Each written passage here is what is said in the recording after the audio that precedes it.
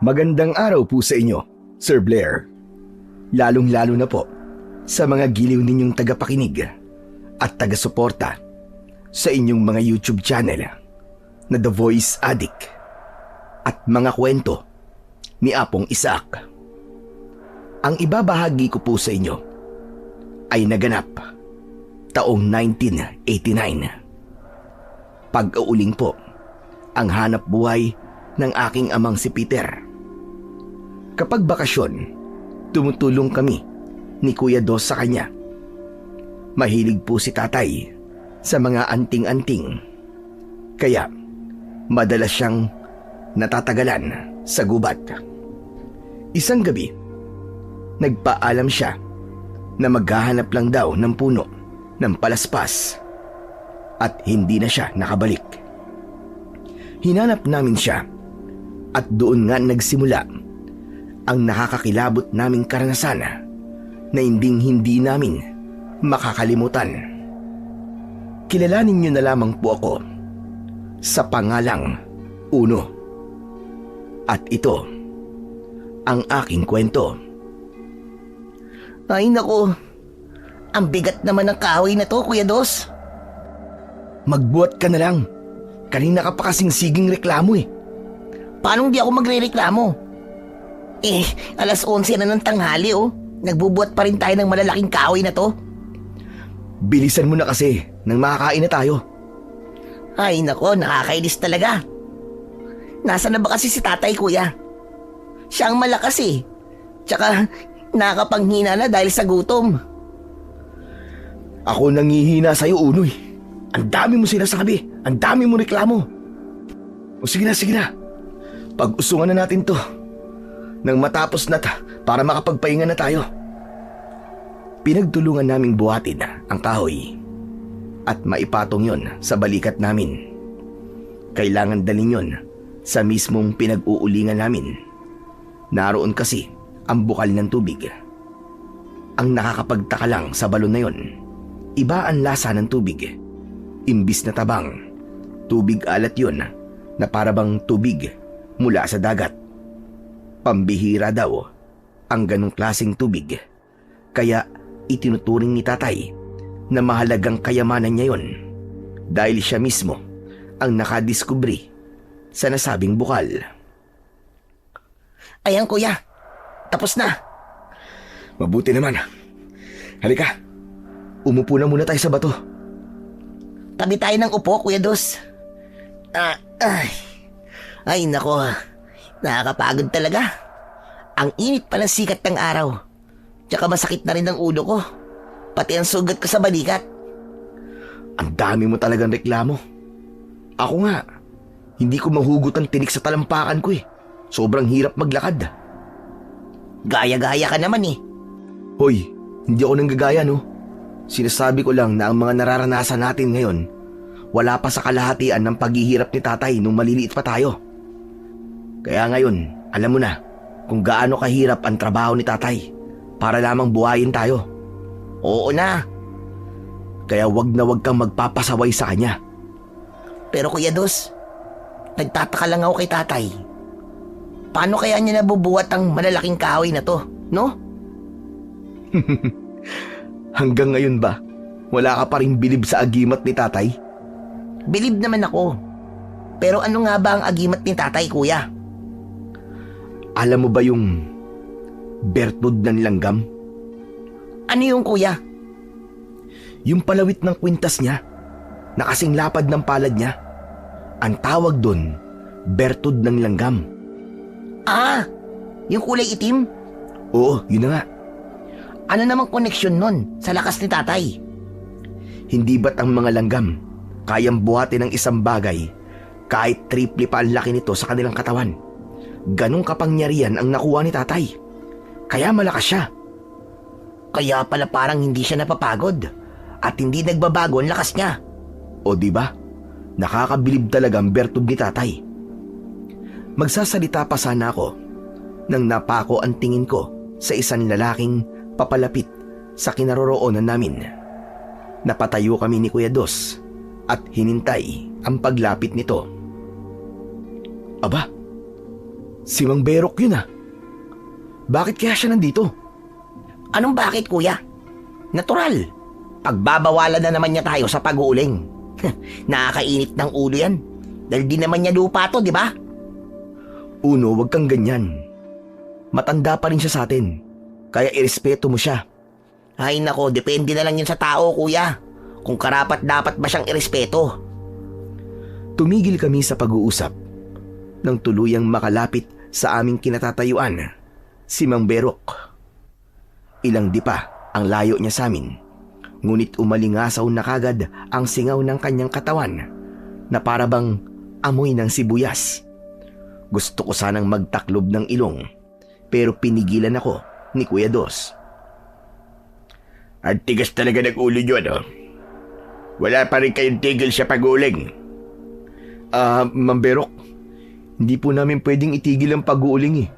Dahil wala naman po kaming alam na ibang trabaho. Lalo na po si tatay. Wala akong pakialam. Iniisip ko lang ang kapakanan ng kalikasan. Mawalang galang na po sa inyo, Mang Berok. Sumobra naman po yata ang pagmamalasakit nyo sa kalikasan. At pati po kami ay pinapalayas ninyo. Nag-aral ka, di ba? Bakit hindi mo alam na masama sa kalikasan ang ginagawa nyo ito? Hindi po masama ang ginagawa namin, Mang Berok. Dahil wala naman po kaming pinuputol na buhay na puno. Dati ng putol ang mga kinukuha naming kahoy.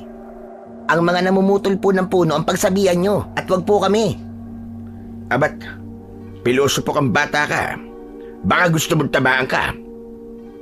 Kung makakatama po kayo, bakit di nyo po subukan? Uno, sandali lang.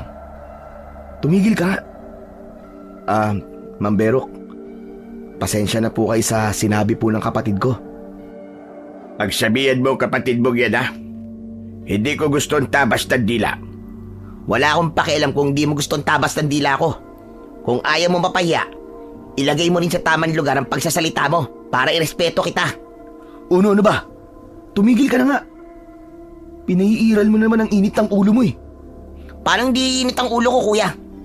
Sa amoy pa lang nasigaw ng katawan niya, sapat ng ikainit ng ulo ko. Ay nako, unahin niya muna maglinis ng katawan bago niya tayo pakialaman. Ano sabi mo? Hindi ka naman bingi, di ba? Kaya hindi ko na kailangang ulitin pa ang sinabi ko sa'yo. Tsaka amuyin mo nga ang sarili mo. Kulang na lang ipaligo mo ang pulbos sa buong katawan mo. Kahit anong gawin mo, hindi matatakloban ng bango ang singaw ng katawan mo. Maligo ka muna bago ka magmalaki sa amin. Abat, talagang bastos ka bata ka. Lintik ka. Talaga bang ginagalit mo ko? Anong kaguluhan ito? Lahat kami ay napatingin sa gawin ni tatay. May buhat siyang malaking troso na halos hindi nito maabot ng yapos ng kamay. Napanganga si Mang Berok nang makita ang kakaibang lakas ni tatay. Gumuhit naman ang ngiti sa labi ko nang maibaba ni tatay ang buhat niyang kahoy. Tay, mabuti po dumating na kayo. Kasi po itong si Mang Berok ginugulo po kami. Ang bibig ng anak mo, Peter. Kontrolin mo, ha? Baka sabay siya sa akin. Yan naman ang hindi ko papayagang mangyari, Berok. Dahil ako mismo ang makakalaban mo. Kaya lumalaki bastos at walang respeto ang anak mo. Dahil kinakampiyan mo. Anak mo siya. Kaya alam ko na hindi siya lumaking bastos at walang respeto sa nakatatanda sa kanya. Teka, ano ba dahilan at narito ka? Kailangan pa bang itanong yan? Bawal ang ginagawa nyo, ha? Bakit nag-uuling pa rin kayo? Ano bang katungkulan mo sa gobyerno para pagbawalan mo kami sa pag-uuling? Natigilan si Mang Berok, kaya't sumingit na naman ako sa usapan nila. Kumukulo kasi talaga ang dugo ko sa kanya. Yan ang tatay ko. Palaban. Uno, tumigil ka na nga.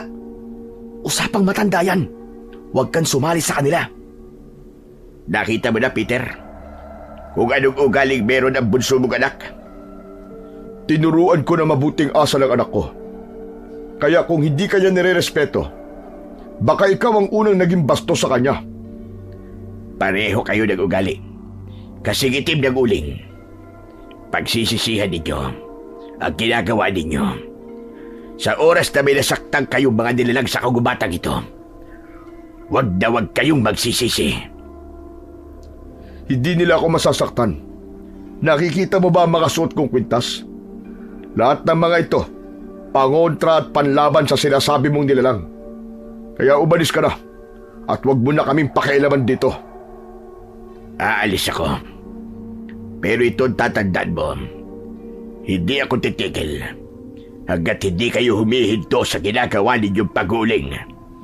Sige na, makakaalis ka na.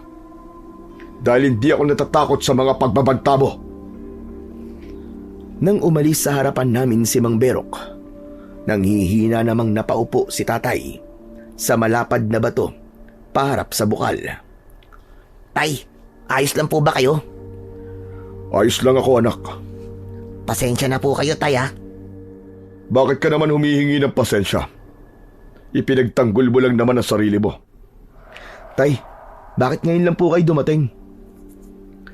Naghahanap kasi ako ng mutya ng batong buhay. Nanggaling ako kanina sa ilog. Pero wala naman akong nakita. Tay, marami na po mga agimat nyo ha. Kumpleto na rin po. Bakit ayaw nyo pa pong tumigil sa paghanap ng mga mutya? Dahil ito ang gusto ko, anak. Dito ako sumasaya. Kaya hayaan nyo na lamang ako sa kung ano ang gusto ko. Tay, gutom na po ako. Umuwi na po tayo. Mabuti pa nga at baka inihintay na tayo ng nanay ninyo. Mabilis na tumayo si tatay at sinimulan naming maglakad pa uwi sa bahay. Napatingin naman ako kay Kuya Dos at napakibit balikat na lamang ito. Habang naglalakad kami, nagsalita si tatay. Iwasan nyo na lamang si Berok para walang gulo. Paano po namin siya maiiwasan, tay? Siya po ang lumalapit sa amin eh. Tay, nagtataka lang po ako sa taong yon. Bakit tayo lang ang ginugulo niya? Hindi lang naman po tayo nag-uuling, ah. Dahil tayo lang ang mabait. Yung ibang mag-uuling na pinagsasabihan niya, pumapalag at hinahabol siya ng taga. Dapat pala, hinabol ko na rin po siya ng taga nang hindi niya na tayo ginugulo. Dahil sa sinabi ko, tumigil sa paglalakad si tatay at hinarap niya ako. Anak, masama ang ganong kaisipan. Wag na wag mong gagayahin ng ganon. Naiintindihan mo ba ako? Opo tay, pasensya na po. Pinag-aral ko kayo ng kapatid mo. Hindi para magkaroon ng masamang ugali. Huwag niyo sanang kalimutan ang bagay na yon. Mga anak, panatilihin niyo sana ang kabutihan sa puso ninyo. Opo tay, pasensya na po talaga. Tatandaan po namin ang sinabi niyo, tay. Ang gusto kong marinig, hindi niyo na uulitin yon. Lalong-lalo ka na uno. Bawasan mo ang pagiging mainitin ng ulo mo. Baka yan pang ikapahamak mo sa bandang huli. Tatandaan ko po tay, pasensya na po. Hindi na po mauulit. Hala, sige na. Maglakad na tayo. Baka nag-aalala na ang nanay niyo sa atin. Pagdating namin sa bahay, nadatnan namin si nanay na nagsasampay ng damit. Nakangiti siyang tumigil sa kanyang ginagawa at sinalubong niya si tatay. Yumakap siya sa bewang nito at sinamahang pumasok sa loob ng bahay namin. Yun ang isa sa ipinagmamalaki ko sa lahat, ang magkaroon ng mapagmahal na mga magulang. Kahit naghihirap kami, hindi nawawala sa pamilya namin ang lambingan at kulitan. Ako lang yata ang naiiba sa kanila. Mabilis kasing uminit ang ulo ko at kung minsan, wala namang dahilan, bigla na lamang akong nagagalit. Kabaligtaran ko naman si Kuya Dos. Mahinahon siya at mabait. Mahaba ang kanyang pasensya at bihirang magalit. Kahit asarin ko pa siya, para siyang si tatay kung mag-isip. Ano? Hindi ka pa ba papasok sa bahay? Susunod na ako kuya. Halika na. Narinig ko pa namang paborito mo raw yung ulam natin ngayon. Ha? Talaga kuya? Hindi ka nagbibiro? Oo nga, adobong pusit na merong gulay na langka. Yun ang narinig ko kay tatay eh. Biglang sumigla ang katawan ko at nakalimutan ko ang tungkol kay Mang Berok. Mabilis akong pumasok sa loob ng bahay at nilampasan ko pa si kuya sa paglalakad. Aray ko naman! Mag-iingat ka naman, Uno! Sorry kuya. Nakangiti akong pumasok sa loob ng kusina dahil sabik akong makita kung totoo ang sinabi ni Kuya Dos. Wow! Adobong pusit nga! Nako! Mapaparami tsakang kain ko nito. Oh, ang kamay ha. Maghugas muna. Ay, oo nga pala. Sorry po. Hay nako, basta't pusit talaga ang ulam, limot ng maghugas ng kamay. Napuno ng tawanan ang loob ng kusina namin dahil masarap talagang magluto si Nanay Mirna. Ganun naman talaga. Pinaka-the best ang luto ng nanay. Walang kapantay at nag-iisa lang. Pagkatapos naming kumain, ay nagpahinga kami sa loob ng kwarto namin. Natutulog talaga kami sa tanghali para manumbalik ang lakas namin. Habang nakahiga kami ni Kuya Dos sa tig-isa naming katre, nagsalita ito habang nakatingin sa kisame. Uno, hindi ka ba nagtataka? Nagtataka saan? 5 taong gulang pa lang tayo nun. Tinuruan na tayong gumamit ng mga sandata ni tatay.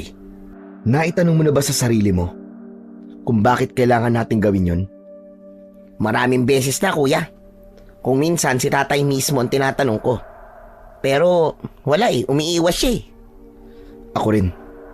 Kapag nagtatanong ako kay tatay, umiiwas din siya. Pero alam mo kuya, kutob ko, may pinaghahandaan si tatay eh. Ako naman, nagdududa ako sa kanya. Baka may kinatatakutang mangyari si tatay. Kasi isipin mo nag-iipon siya ng mga anting-anting. Tinuruan niya tayo kung paano makipaglaban. Kaya ano sa tingin mo ang ginagawa niya, di ba? Tingin ko, iisa lang ang naiisip natin posibleng dahilan ni tatay. Baka may kinatatakutan siya, kaya naghahanda siya sa laban. Pumagitna ang katahimikan sa pagitan naming dalawa ni Kuya Dos. Hanggang sa dinalaw na kami ng antok. Sabay pa kaming napabalikwas ng bangon nang mapansin naming madilim na ang paligid. Nako, patay na. Napasarap ang tulog natin kuya.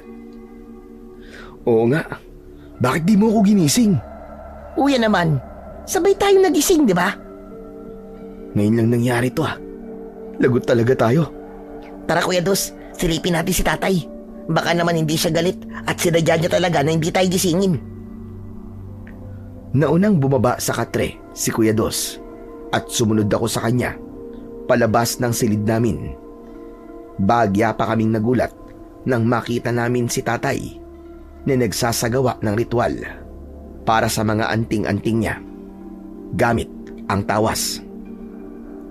Kaya hindi namin siya pwedeng istorbuin at naghintay kami hanggang sa matapos siya. Oh, bakit kayo nakatayo riyan? Pasensya na po tay. Hindi po kami kaagad nagising. Hindi ko talaga kayo pinagising sa nanay nyo. Pinagpahinga ko muna kayo. Lalo ka na Uno. Hindi mo sinabi sa akin na may sugat ka na pala sa balikat. Tay, hindi naman po masakit eh. Kahit hindi masakit, sabihin mo kapag may sugat ka. O ikaw naman Dos, may nakabaon palang tinik dyan sa talampakan mo. Hindi ka rin nagsabi. Pasensya na po tay. Hindi po namin sinabi dahil ayaw po namin mag-alala kayo eh. Lumapit nga kayo sa akin. Nagtataka kaming dalawa ni Kuya Dos sa biglang pagbabago ng ugali ni tatay, lalo na nang niyakap niya kami ng mahigpit. Pasensya na kayo mga anak. Mahirap lang tayo, kaya kailangan yung tulungan si tatay. Tay, bakit po ba nagsasalita kayo ng ganyan? Pamilya po tayo, di ba? Siya nga naman po, Tay. Kinakabahan tuloy ako baka may mangyaring masama sa inyo eh. Kaya kayo ganyan eh. Walang mangyayaring masama sa akin, anak. Naawa lang ako sa inyo nang makita kong may mga sugat kayo. Ang totoo, nagsinungaling kami ni Kuya Dos. Masakit ang sugat namin, hindi lang kami dumadaing. Dahil ayaw naming mag-alala si tatay. Kaya lang, hindi namin alam ni Kuya na sinilip pala kami ni tatay habang natutulog kami. Maya-maya pa, lumabas si nanay mula sa kusina. Nakangiti siya habang pinagmamasdan niya kami. Kaya hindi nagsasalita si Nanay Mirna ay dahil sa kapansanan niya. Pipi ang aming ina. Ngunit mabuti ang kalooban niya at napalaki niya kami ng maayos sa kabila ng kalagayan niya. Lumapit siya sa amin at niyakap din niya kami ng maigpit. Ewan ko, pero bigla akong kinabahan. Tama na nga ang yakapan natin.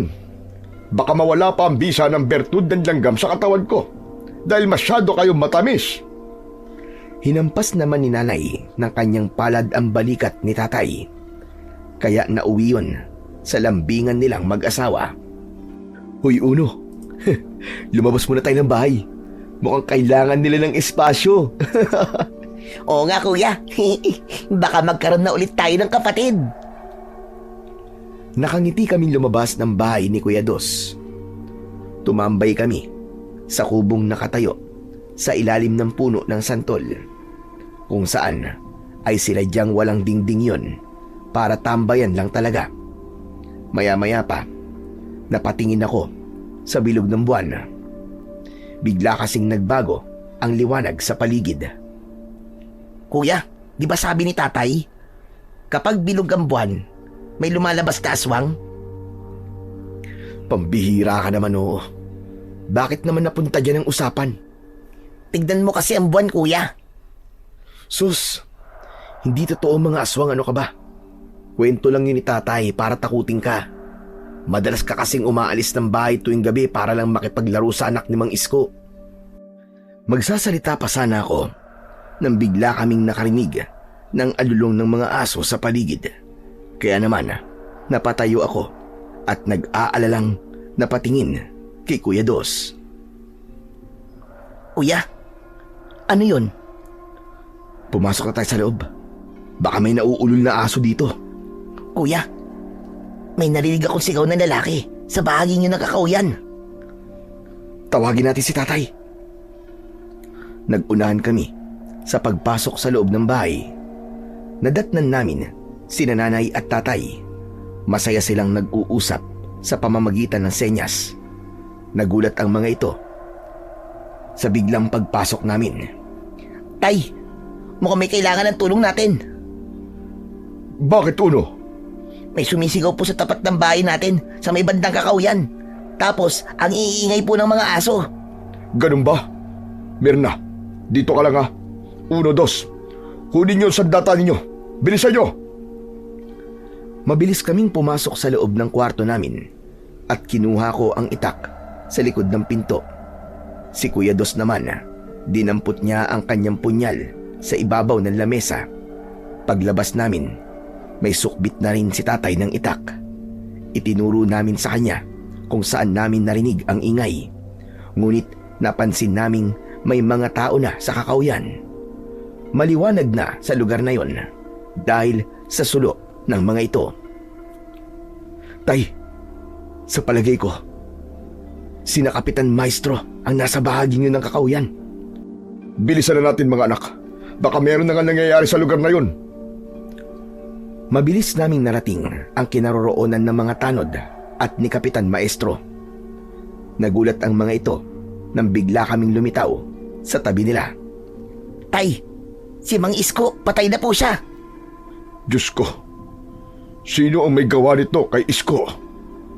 Nagkagulo ang mga tanod at kanya-kanya silang suri sa paligid. Tinignan nila ang mga bakas ng dugo sa damuhan. Kami naman, pinagmasdan namin ang itsura ng katawan ni Mang Isko. Tay, wakwak ang tiyan ni Mang Isko. Tsaka Nakaluwa ang kanyang lamang loob.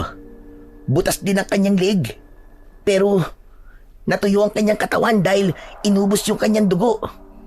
Baka aswang ang may gawa nito, Tay. Ano ka ba? Walang aswang sa baryo natin. Kuya, di ba? Ganito rin ang kwento sa atin ni tatay nun. Di ba, Tay? Aswang ang pumatay kay Mang Isko. Walang aswang, anak. Kwento ko lang yun para takutin ka. Sumingit sa usapan namin si Kapitan Maestro. Ang sabi niya, muntik daw nila maabutan ang pumatay kay Mang Isko. Nakatakbo raw kagad pagkatapos nitong sipsipin ang dugo ng biktima. Ayon pa sa punong barangay, buhaya raw ang nakita niya. Marami raw silang nakakita.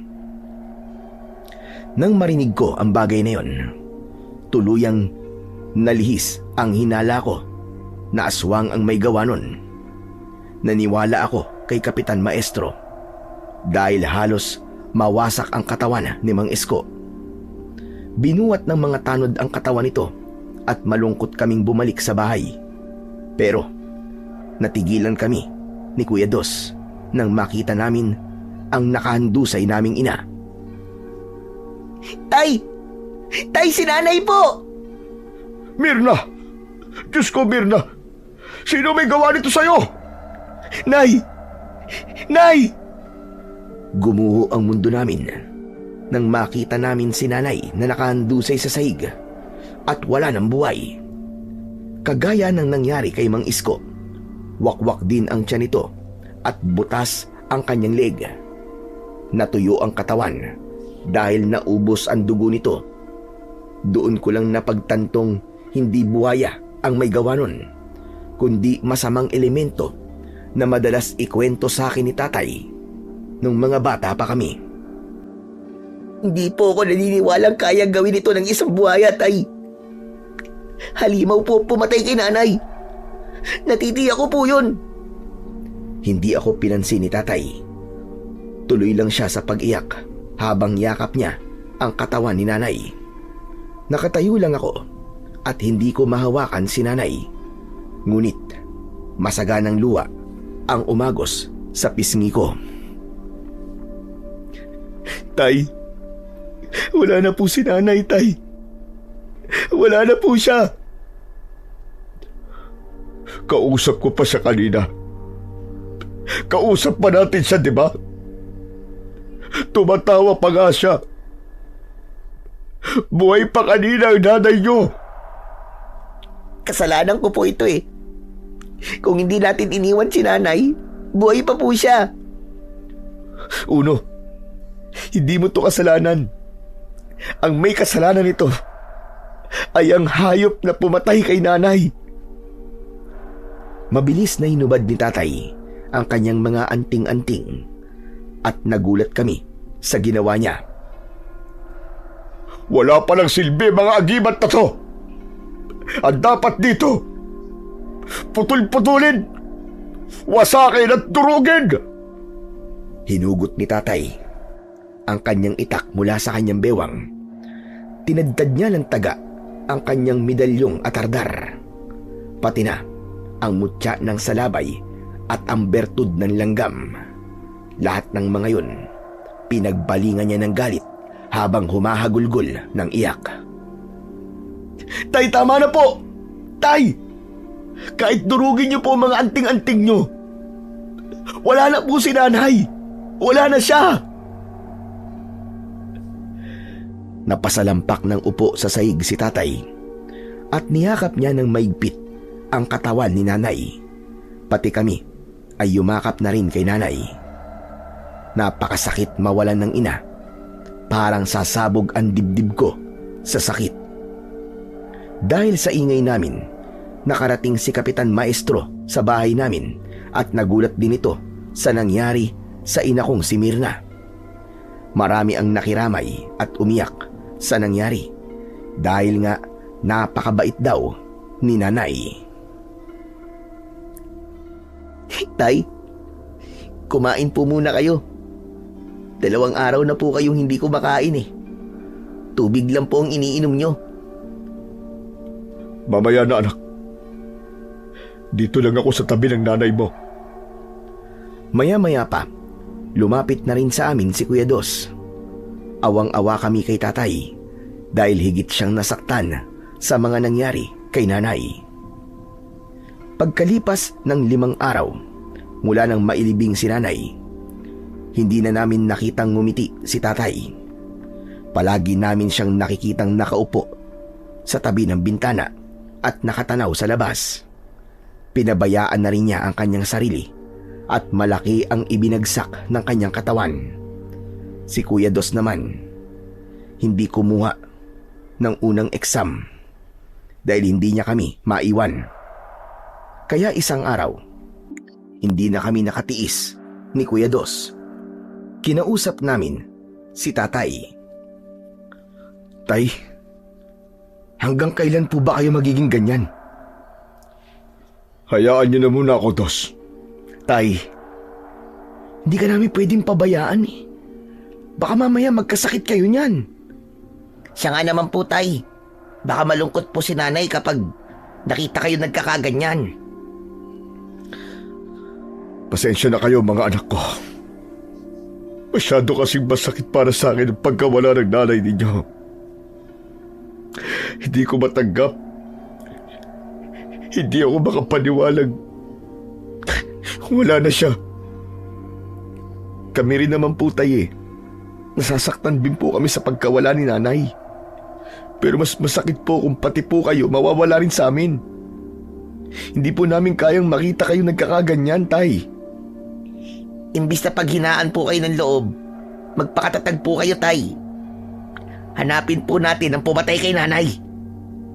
Uno, ano ba katwiran yan? Imbis na pakalmain mo ang loob ni tatay, tinuturuan mo pang magiganti. Pasensya ka na, Kuya Dos. Pero talagang gaganti ako sa pumatay kay nanay. Buhay ni nanay ang nawala eh. Kaya buhay rin ang dapat na maging kapalit. At sinong paghihigantihan mo, Aber? Wala ngang nakakita sa nangyari. Sasabihin mo na naman bang aswang ang pumatay kay nanay?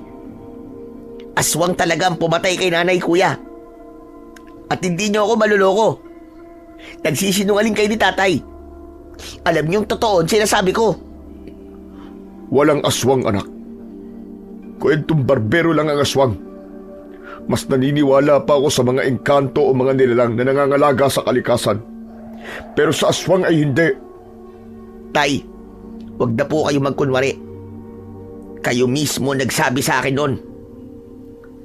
Hindi na nagsalita si tatay at tahimik siyang pumasok sa loob ng kwarto niya.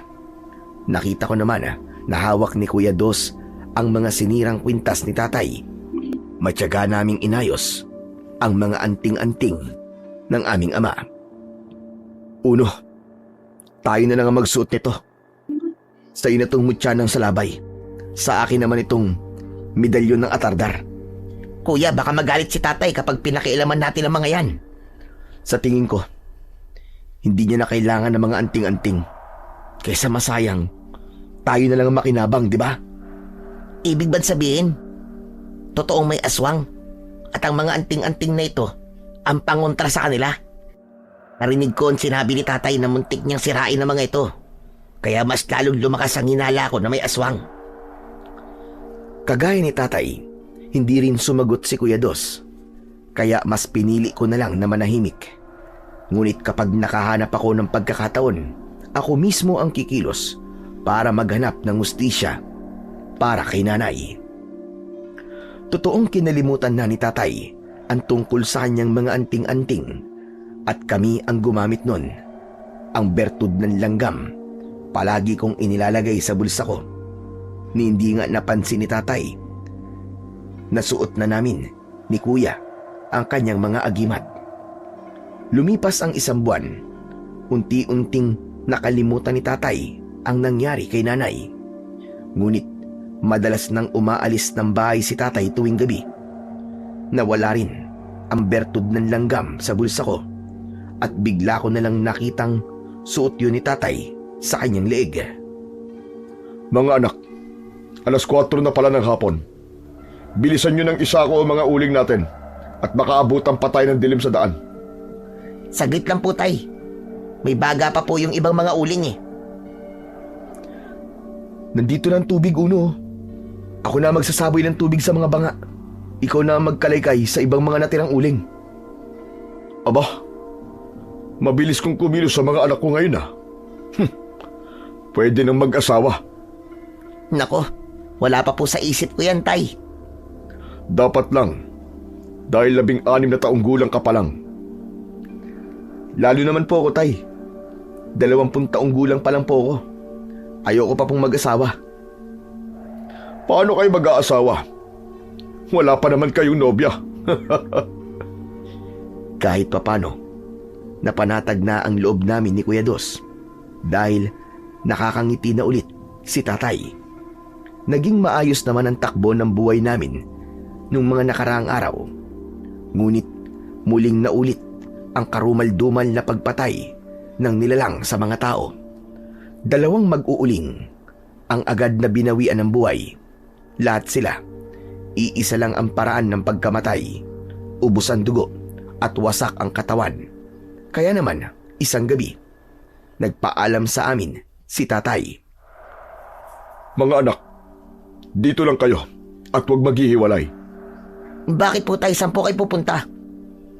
Maghahanap lang ako ng puno ng palaspas para sa utob na gagawin ko sa mga agimat natin. Sasamahan na lang po namin kay Tay. Hindi pwedeng marami naghahanap sa puno ng palaspas. Dapat isa lang. Kasama yon sa pamahiin ng mga antingerong kagaya ko. Pero, Tay, Sige na. Makinig na lang kayo mabuti sa akin. Ang mga sandata ninyo, huwag niyong ihihiwalay sa katawan ninyo. Panatag ang loob ko na kaya ninyong ipagtanggol ang sarili ninyo. Tay, magdala po kayo ng gasera. Wala pong buwan ngayon kaya madilim eh. Huwag kayo mag-alala. Kaya ko na to.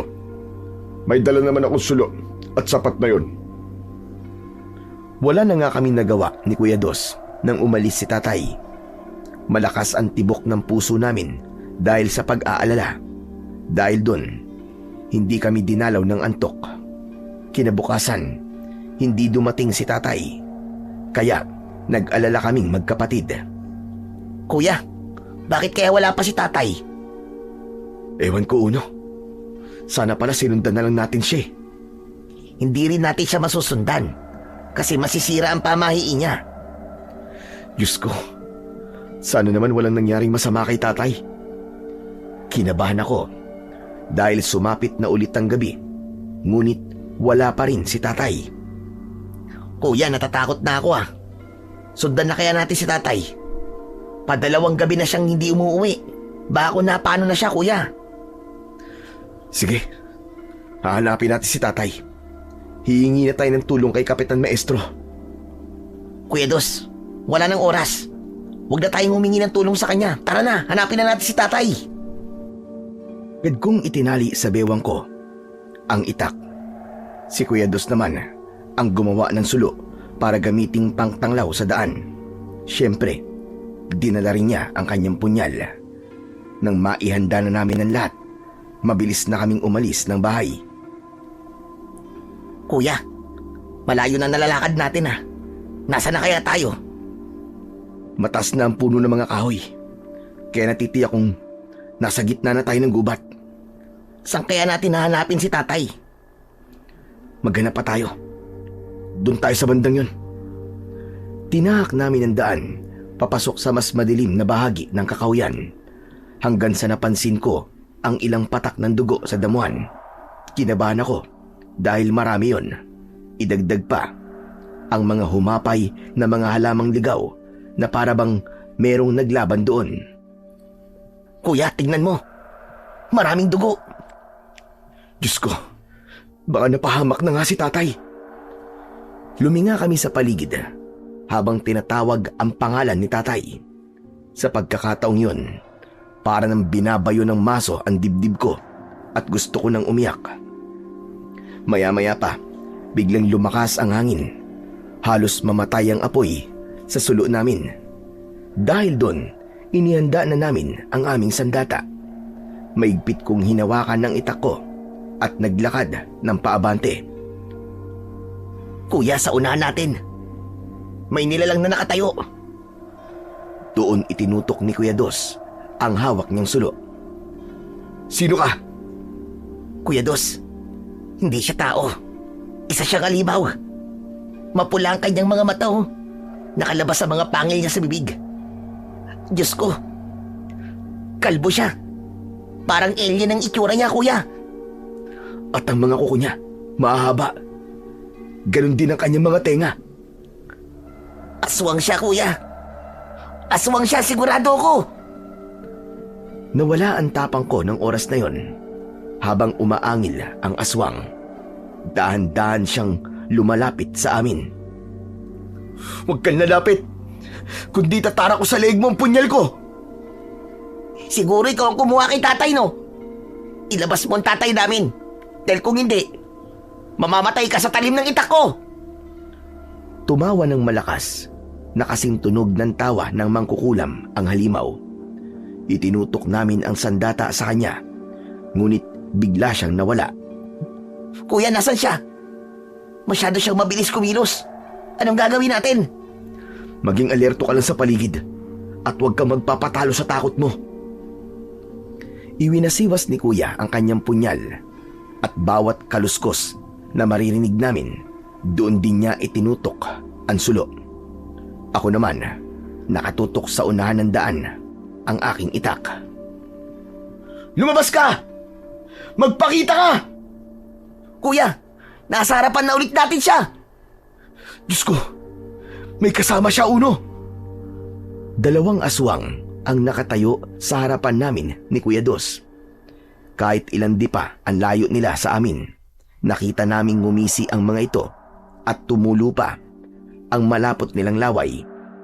Agad silang sumugod sa aming kinaroroonan, kaya nabitiwan ni Kuya Dos ang sulo at nahulog yun sa damuhan. Mabuti na lang at kumalat ang apoy sa tuyong mga damo. Kaya nakita ko ang tangkang pagkalmot sa akin ng aswang. Mabilis kong tinaga ang kanyang kamay at tumalsik yun sa damuhan. Kuya Dos, naputol ko ang kanyang kamay. Pero tumubo ulit. Hindi natin siya mapapatay. Malakas sila. Oo, ako rin nasaksak ko sa dibdib ang aswang. Ngunit naghilom din kagad ang sugat niya. Anong klaseng mga nilalang sila, kuya? Hindi sila naaapektuhan ng patalim natin. Nagdikit ang likod namin ni Kuya Dos. Ngunit sabay kaming umangat sa lupa dahil sakal na kami ng mga aswang. Walang epekto sa kanila ang suot naming medalyong atardar at mutya ng salabay. Kuya, nararamdaman kong bumabaon ng kuko niya sa leeg ko. Dahil sa sobrang sakit ng sugat ko sa leeg, ginamit ko ang lahat ng lakas ko para makawala ako. Sinipa ko ang maselang bahagi ng kanyang katawan, ngunit umangil lang siya at hindi niya ako binibitiwan. Sunod na ginawa ko, tinaga ko ang kanyang kamay. Kaya naman, nabitiwan niya ako. Kasabay kong bumagsak sa lupa ang naputol niyang kamay. Diyos ko, tumubo ulit ang kamay niya.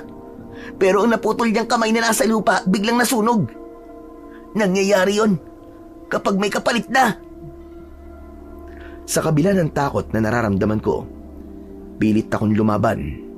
Tinaga ko rin ang kamay ng aswang na may sakal sa leeg ni Kuya Dos. Bumagsak siya sa lupa at nang makabawi sa panghihina, inatake niya ng saksak ang aswang gamit ang kanyang punyal. Tinamaan niya ito sa leeg, ngunit agad din na naghilom. Umatungal sila ng malakas habang nakatingala sa langit. Sabay silang sumugod para sana umatake, ngunit bigla silang huminto dahil sa malakas na liwanag mula sa aming likuran. Paglingon namin ni Kuya, nakita namin ang isang matandang lalaki na may dalang gasera. Mahaba ang kulay puti niyang buhok. Mahaba din ang kanyang bigote at balbas. Layuan niyo sila! Hignum! Bersabe reuntos de Diyos! Kuya, tignan mo. Pumalipas sila ng takbo dahil sa takot sa matandang lalaki. Bilisan niyo! Sumama kayo sa akin! Pansamantala lang silang natakot. Maya-maya babalik sila at marami na silang magkakasama. Saan po tayo pupunta? sa ligtas na lugar. Bilisan nyo! Ibinalik ko ang itak ko sa kalubang nasa bewang ko. Si kuya naman, isinuksok niya sa kanyang bewang ang punyal. Mabilis kaming sumunod sa matandang lalaki. Pinagmasdan ko siya. Wala siyang suot na pang-itaas na damit. Ngunit tadtad siya ng kwintas sa leeg. May hawak siyang tungkod na gawa sa kahoy at gaserang may malakas na ilaw. Maya-maya pa ay narating namin ang isang kubong nakatayo sa pagitan ng dalawang malaking puno ng balete. Nagkatinginan kami ni kuya at nag-alala kami. Kuya, sasama ba tayo sa matandang yan? Wala na tayong pagpipilian kundi ang sumama sa kanya. Pero hindi natin siya kilala, kuya. Tinulungan niya tayo. Kaya halika na. Mas gugustuhin ko pang sumama sa kanya kaysa ang makaharap ulit ang mga nilalang na yung kanina. Tama si Kuya Dos. Pambihira ang mga nilalang na umatake sa aming dalawa. Nahawakan ko ang leeg kong may sugat at sobrang hapdi nun. Wala na kaming nagawa kundi ang sumama sa matandang lalaki. Pagpasok namin sa loob ng bahay nito, bagya pa kaming nagulat.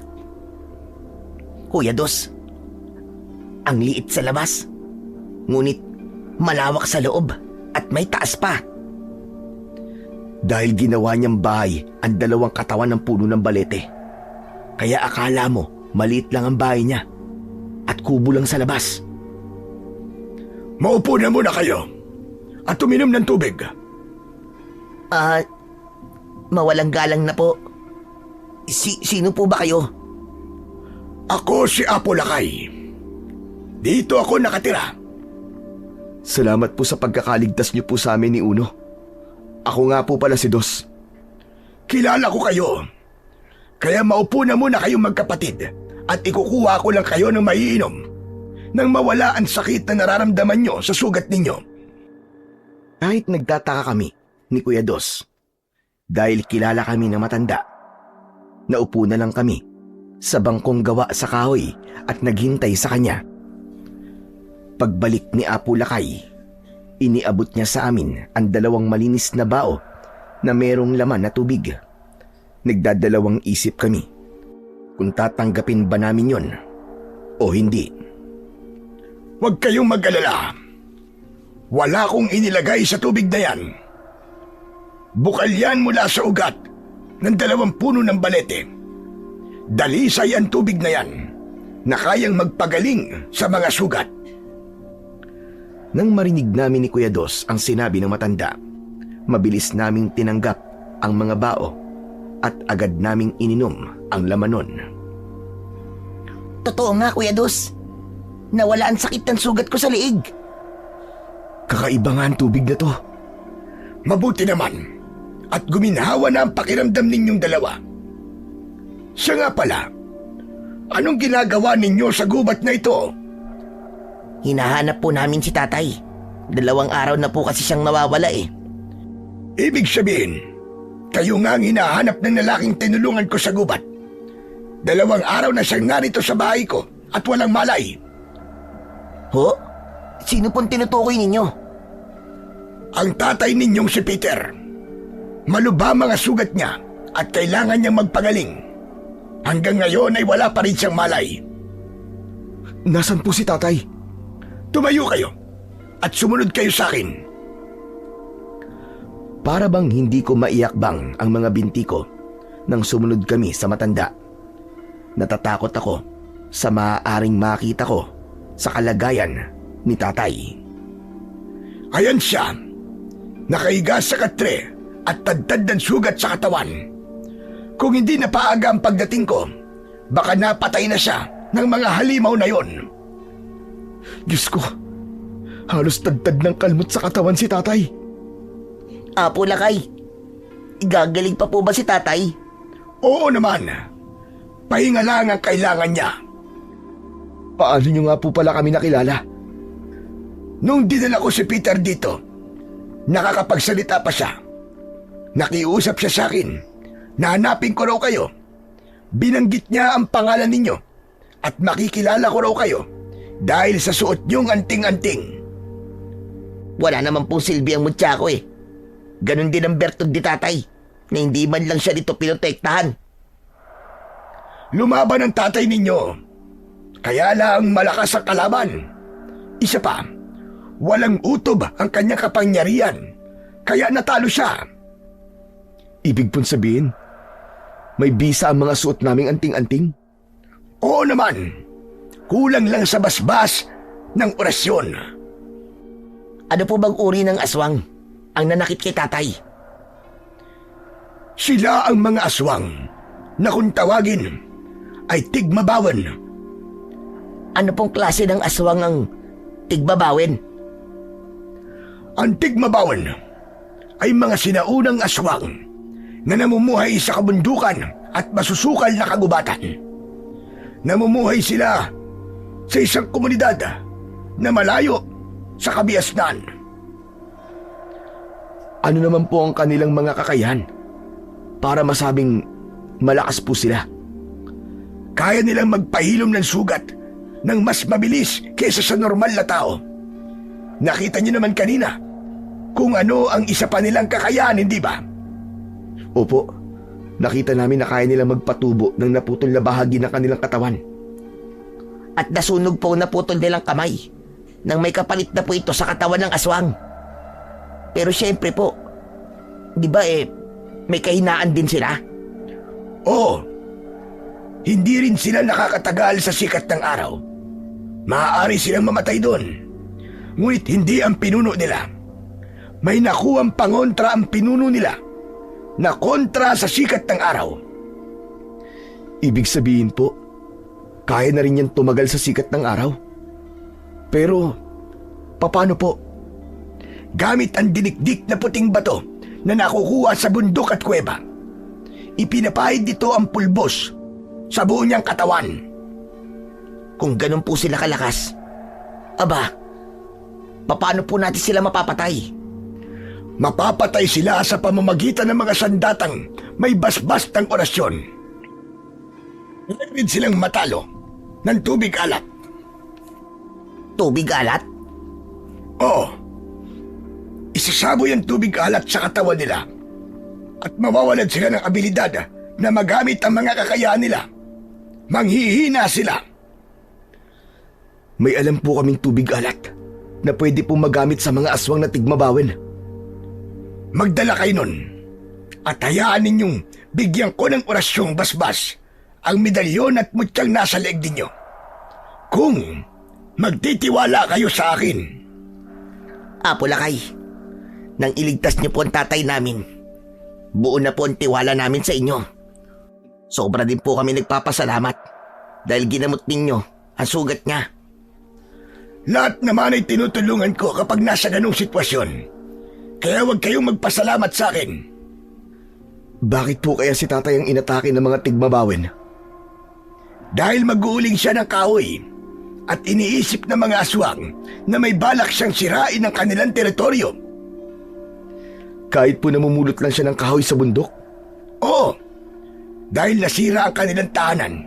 Isa pa, kung sino ang makakita sa kanilang komunidad, papatayin talaga nila para walang makaalam ng tungkol sa kanila. Kaya po pala si tatay ang sinaktan nila. Hindi lang yun. Nakita nilang may suot siyang anting-anting. Kaya inisip nilang banta siya sa kanilang lahi. Ang masaklap, manganganib na ang buhay niya dahil hindi na siya tatantanan ng mga aswang na yon. Pues, hindi ko po hahayaang masaktan nila muli si tatay. Uno, ibigay na natin kay Apo Lakay ang suot nating medalyon at mutya. Tumango ako bilang pagsang-ayon. Saka namin ibinigay kay Apo Lakay ang suot naming kwintas. Isinilid naman yon ng matanda sa kanyang bulsa. Huwag kayong mag-alala. Sa bahay ko, ang 2 puno ng balete ay proteksyon laban sa amoy ng mga aswang. Hindi nila matutunton ang kinaroroonan natin. Kaya ligtas tayo dito at ang tatay ninyo. Marami pong salamat sa tulong niyo sa amin, Apo Lakay. Huwag kayong mag-alala. Ginagawa ko ito para sa pangangalaga ko rin sa kalikasan. Kailangan ko rin naman ng tulong ninyo dahil nasa panganib ang buhay ng mga tao rito. Ano po ang ibig niyo sabihin? Ang walang habas na pagpuputol ng mga puno at pagkakaingin. Ang dahilan kung bakit biglang lumitaw ang mga tigmabawin, nauubos sa kanilang tirahan, at hindi magtatagal, sasalakayin nila ang baryo ninyo upang sila ang pumalit. Gaganti po sila kung ganun? Ganun na nga. Malakas ang kutob kong matagal nang alam ng tatay ninyo ang tungkol sa mga tigmabawin. Bigla kong naalala ang madalas na pagkikwento sa akin ni tatay tungkol sa mga aswang. Ngunit itinatanggi niya yon. Kaya tama si Apo Lakay. Alam ni tatay ang tungkol sa mga tigmabawin. Ibig sabihin, ang tigmabawin po ang pumatay kay nanay? Oo, wala nang iba pa.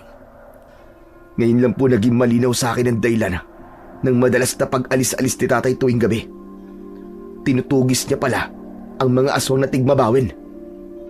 Akala namin, ayos lang si tatay at puno lang ng palaspasang hinahanap niya.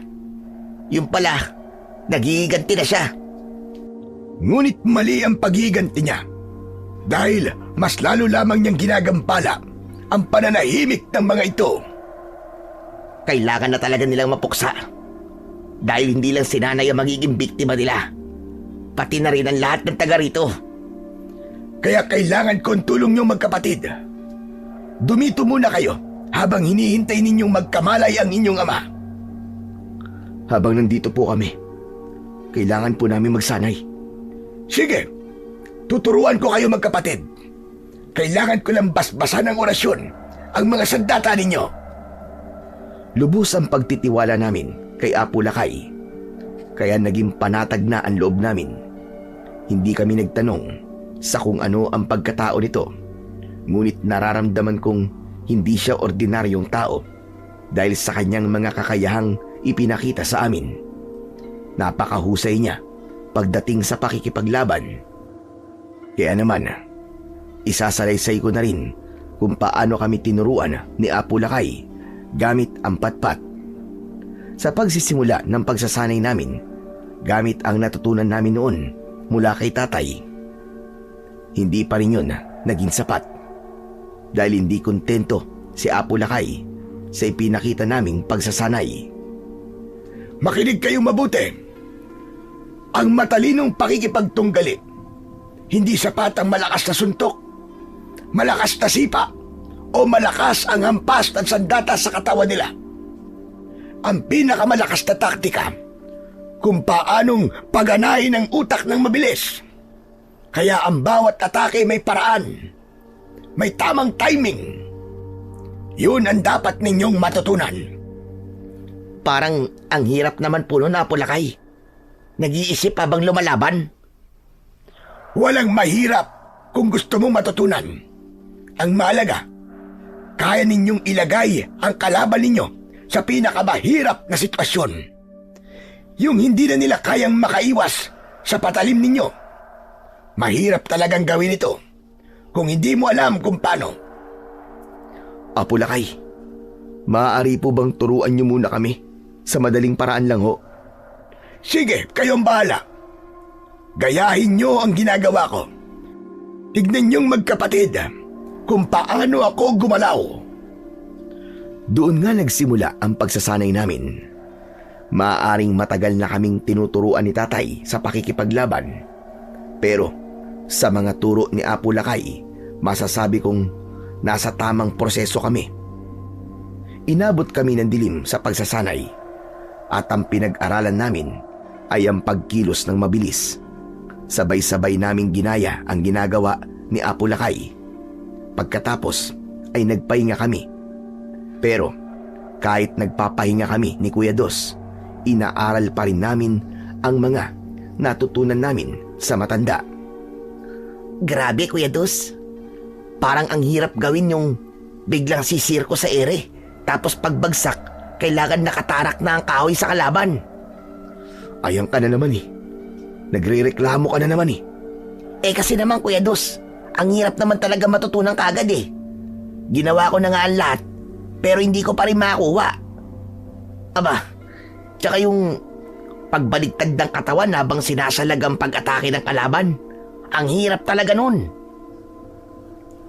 Kung natutunan niya yon, siguradong matututunan din natin yon. Konting tiis lang. Sa una naman talaga mahirap eh. Tiwala lang. Tiwala. Ewan ko, parang di ako tatagal. Ang sakit sa kamay eh. Puro paltos na ang mga daliri ko. Mabuti na lang, sa loob ng 2 araw na pag-iensayo, walang tigmabawin na umatake. Sa pangalawang araw, mahirap ang ginagawa namin. Sinusukat talaga ang tatag at bilis namin ni Kuya. Pero pagkalipas nun, tila naging madali na lang. Hindi namin namamalayang natututunan na pala namin ang ibang paraan sa pag-atake at kung paano namin didepensahan ang aming sarili. Ang mga natutunan ninyo, ang pinakamadaling proseso para matuto sa pagdepensa.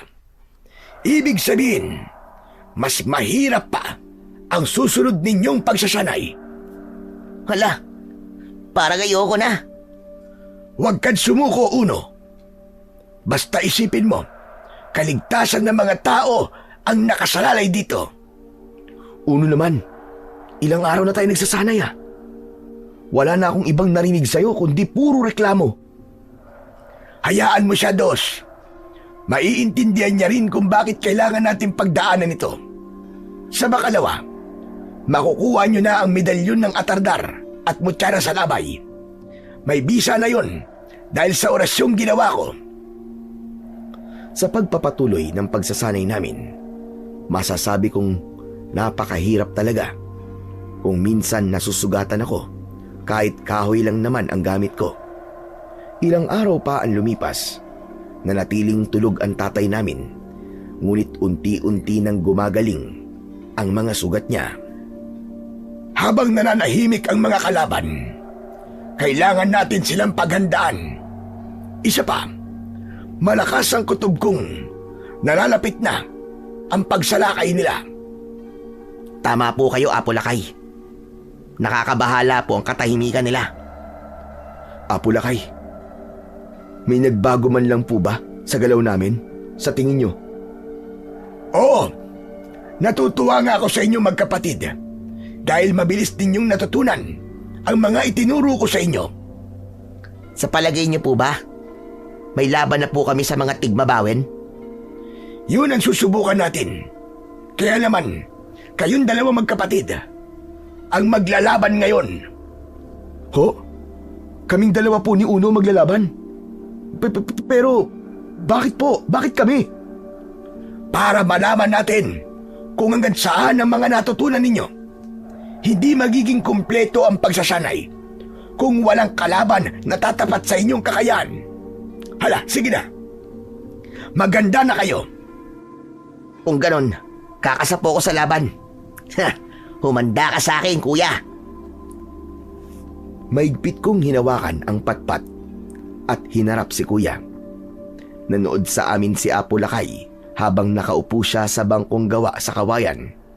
Hindi nawawala ang ngiti niya sa labi nang simulan na namin ang paglalaban. Aray ko naman, Kuya Dos. Buisit naman. Bakit naman inampas mo kagad ako ng patpat? Ayaw mo kasing ayusin eh. Nakita mo naman naaatake na ako. Bakit hindi ka umilag? Malay ko bang tototohanin mo ang pagsasanay? Nakakainis ka naman, kuya. Ang sakit tuloy ng braso ko. O isa pa. Umilag ka. Aatake na ako ah. Oh, nakailag ako, Kuya Dos. Heto naman ang ganti ko sa'yo. Aray ko! Aray! Bakit tinampas mo rin ako sa braso? Dahil hindi kami seryosong naglalaban, nainis si Apo Lakay at lumapit siya sa amin. Hindi uubra ang paglalaban ninyong dalawa kung iisipin ninyong magkapatid kayo. Bakit hindi nyo saktan ang isa't isa? Kapag tigmabawin ng kalaban ninyo, dapat gigil kayong pumatay. Teka, alangan naman pong patayin namin ang isa't isa. Magkapatid po kami. Apo Lakay, ang hirap naman po yatang gawin ang sinasabi ninyo. Hindi naman aswang si Kuya Dos eh. Siya nga naman po, Apo Lakay. Hindi rin naman po tigmamawin si Uno. Kung ayaw ninyo, ako na lang ang labanan ninyo. Tandaan ninyo, kapag hindi nyo ginalingan, masasaktan talaga kayo sa akin. Sige na, hawakan nyo na maigpit ang patpat ninyo at atakihin nyo ko. Laban! Walang ya, Kuya Dos. Mapapalaban tayo rito. Tungkod, laban sa patpat. Huwag kang maingay. Matanda na yan. Mabagal kumilos yan. Kaya hindi siya mananalo sa atin. Sa puntong yun, napahagik-gik ako ng tawa na agad namang napansin ni Apo Lakay. Kaya agad siyang sumugod sa amin at tinamaan niya kami ng tungkod. Aray ko! Ang puwit ko! Ang sakit! Yari tayo. Tinutuo nga ang laban. Napakasakit ng braso ko. Akala ko ba mahina siya, Kuya? Kulang na lang. Matanggal ang puwit ko sa katawan ko eh. Nakakainis ka talaga. Tama na ang satsat. Focus sa laban. Una na akong aatake sa kanya. Humanda ka sa akin, Apo Lakay! Ipinalo ko ang patpat ko kay Apo Lakay. Magkakasunod yun, ngunit walang tumama. Si Kuya Dos naman ang sumunod na umatake, ngunit wala ring nangyari. Pareho kaming bumagsak sa lupa. Hindi ninyo nilalakasan ang pag-atake. Kapag nasa totoong laban na kayo, madali lang nila kayo mapapatay. Tusok sa aswang ang dapat ninyong gawin. Kapag naging mabagal kayo, sasaksakin kayo ng kuko ng mga aswang sa inyong leg at sisipsipin nila ang inyong dugo. Bawat segundo mahalaga, kaya huwag kayong magpapasingit ng pag-atake sa kalaban. Paano po? Ang hirap naman talaga. Ang dapat nyong gawin, umatake kayo. Lilinlangin nyo ang kalaban. Ibaba ninyo ang mga kamay ninyo. Iikot kayo. Kapag nahawakan kayo ng kalaban, saka kayo umatake. Saksakin ninyo sa tagiliran. Kapag kinagat naman kayo, tusukin nyo ang mata nila nang mapilitan silang kumalas. Ang importante makatama kayo. Sapat na yun dahil may mga kapangyarihan kayo. Pero hindi po madali yun, Apo Lakay. Madali yun sa determinadong pumatay. Kapag nagkaroon kayo ng pagkakataon na maitusok ang sandata ninyo, ibaon nyo ng mabuti ang talim nang mas malaki ang pinsala at manghina sila. Sa ganung paraan, pabor ang puwersa sa inyo. Naiintindihan nyo na ba? Opo, naiintindihan ko na po. O siya, sige. Gawin mo nga sa akin. Hawakan mo ng maigpit ang kahoy na yan. Ginawa ko nga ang mga itinuro niya at hindi ko inisip na kilala ko siya. Tinignan ko siya bilang kalaban ko. Ginamit ko ang lahat ng mga natutunan ko mula sa kanya. Nagulat ako sa ginawa ko dahil natalo ko ang matanda. Ganon din si Kuya Dos. Nagwagi kami sa laban at natuwa si Apo Lakay. Dahil sa husay na ipinakita namin sa kanya, ibinalik niya sa akin ang mutya ng salabay at medalyong atardar naman ang kay Kuya Dos. Handa na kami sa totoong laban. Sa huling bahagi ng pagsasanay, kaming dalawa naman ni Kuya Dos ang magkatunggali. Agawan ng sandata at kung paano namin madedepensan ang aming armas. Unang umatake si Kuya Dos. Nakaiwas ako. Sa pag-ikot ko ng mabilis, natalo ko si Kuya at naagaw ko ang patpat niya. Magaling, Uno. Natalo mo si Dos. Pinagbigyan lang naman po yata ako ni Kuya eh. Hindi naman siya lumaban eh. Hindi, Uno. Talagang panalo ka. Huwag na kayong magtaka. Nadagdagan talaga ang lakas at bilis ninyo dahil sa suot ninyong medalyon at mutya. Mahihirapan na ngayon ang mga tigmabawen na talunin kayo. Apo Lakay, ano na po ang sunod naming gagawin? Magpahinga na muna kayo at puntahan niyo ang inyong ama. Dahil gising na siya. Talaga po, Apo Lakay? Oo nga. Hala, sige na. Puntahan niyo na siya. Halos mag-unahan kami ni Kuya Dos sa pagpasok sa silid ni Tatay. Nadatnan namin siyang may malay na at nakasandal sa dingding. Tay, gising na po talaga kayo. Salamat po sa Diyos. Ligtas na kayo, Tay. Diyos ko, ang mga anak ko, akala ko hindi na tayo magkikita. Maigpit na yakap ang isinukli ni Tatay sa aming dalawa ni Kuya Dos. Napaiyak kami dahil sa sobrang saya. Nadaman niya na hinanap namin siya, kaya nakilala namin si Apo Lakay. Sinabi rin namin sa kanya na tinuruan kami ng matanda kung paano ang makipaglaban. Pati na rin ang pagbibigay ng bisa sa suot naming mutya ng salabay at medalyong atardar. Mga anak, patawarin niyo ako. Nagsinungaling ako sa inyo. Alam na po namin ang lahat, Tay. Kaya wag na po kayo magpaliwanag. Utang ko ang buhay ko kay Apo Lakay. Tinulungan niya ako at inalagaan. Napakabuti niya sa akin. Ano po ba talaga ang nangyari sa inyo, Tay? Bakit po kayo nasugatan? Natagpuan ko ang kuta nila at nahuli nila ako. Sinubukan kong tumakas ngunit napakabilis nila. Walang nagawa ang bertud ko kahit ang kakayahan ko sa pakikipaglaban. Kung ganun po, puntahan po natin sila, Tay. Wala na roon ang mga tigmabawin. Napalingon kaming tatlo sa pintuan at nakita namin ang matanda. Lumapit siya sa amin at naupo sa bangko sa paanan ng katre ni Tatay. Palipat-lipat sila ng kuta sa tuwing may nakakahanap sa kanilang tirahan. Kaya sa lawak ng pinsala ng mga magkakaingin at maguling, hahanap sila ng panibagong tahanan. Sa baryo po natin sila balak manirahan. Kaya kailangan nyo maganda. Mag-ipon kayo ng tubig alat. Ipinaliwanag ni Apo Lakay kay Tatay ang tungkol sa kahinaan at kapangyarihan ng mga tigmabawin. Saka lang niya naunawaan kung bakit malakas ang mga aswang. Babalik na po kami sa bahay. Ilang araw na rin po ako namamalagi sa bahay ninyo. Ikaw ang bahala, Peter. Basta't huwag niyong kalimutan ang tubig alat. Opo. Salamat po ulit, Apo Lakay. Utang ko sa inyo ang aking buhay. Nagpaalam na kami ni Tatay sa matanda. Sa isang banda ay nalungkot din kami dahil may iwan na ulit itong mag-isa. Nagtungo muna kami sa burol upang ipagpatuloy ang naiwan naming ulingin. Plano ni Tatay na uubusin lang yon at titigil na kami sa pag-uuling. Kumuha na rin kami ng sapat na tubig alat na magagamit naming panlaban sa mga tigmabawin. 2 araw kaming nag-uling at sa awa naman ng Diyos ay natapos din namin yon. Bandang hapon, nang bubuhati na namin ng mga sako ng uling, dumating si Mang Berok at Kapitan Maestro. Nagulat kami dahil pinalibutan nila kami.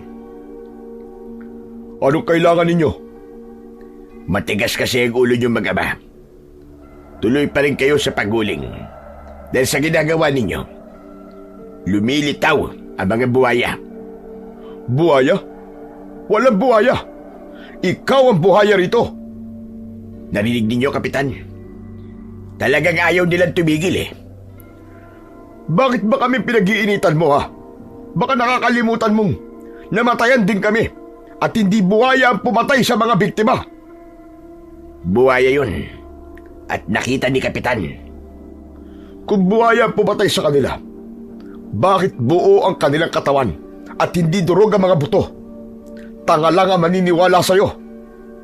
Tama si Tatay. Hindi hayop ang pumatay sa kanila, kundi mga aswang na tigmabawin. Pinagtawanan nila kami dahil sa sinabi ko.